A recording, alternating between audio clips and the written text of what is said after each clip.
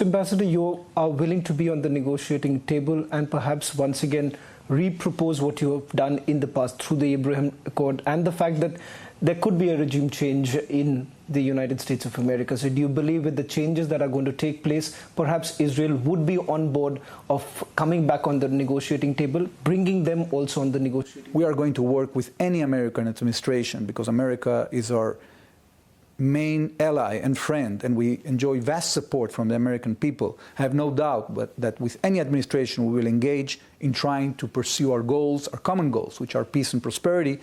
But you have to understand, we have to create a realistic path.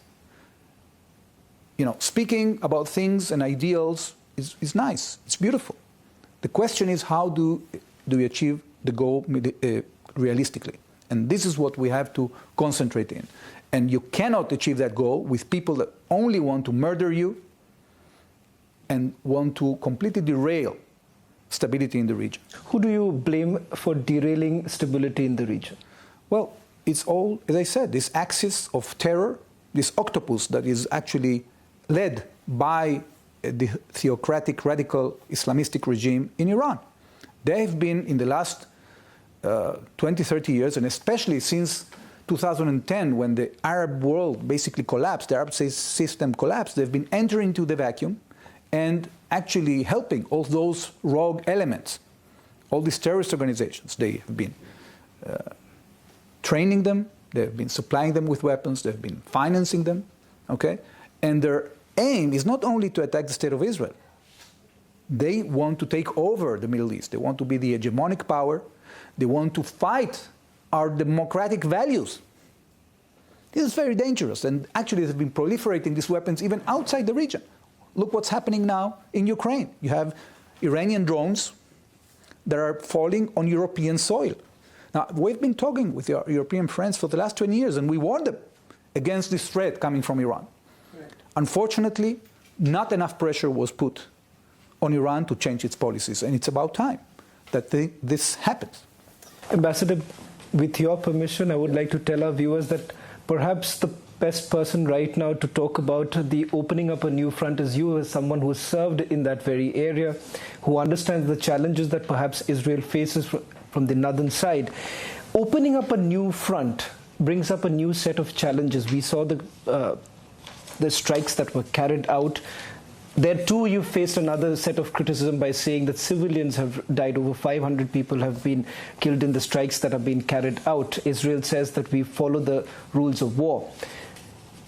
In terms of the fact that Hezbollah is not the Hamas, the fact that for the last 18 years Hezbollah has been planning this, and the fact that in their charter, the only single point agenda is destruction of Israel. How do you really think that you will be able to meet any of your objectives of perhaps crippling the entire military infrastructure of Hezbollah? Well, we've been preparing for this threat because, Shavan, we take the statements of our enemies very seriously.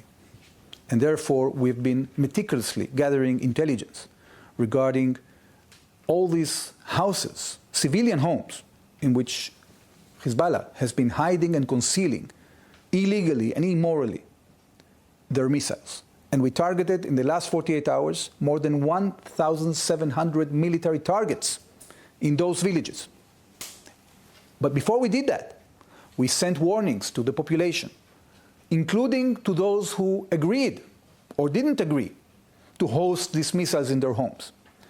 Please leave as soon as possible. Right. From the Prime Minister himself to all the bodies of the army, we sent messages, telephone calls, flyers. We burst into their radio systems only to warn them to go out of harm's way, because the last thing we want to do is to cause death of uninvolved civilians.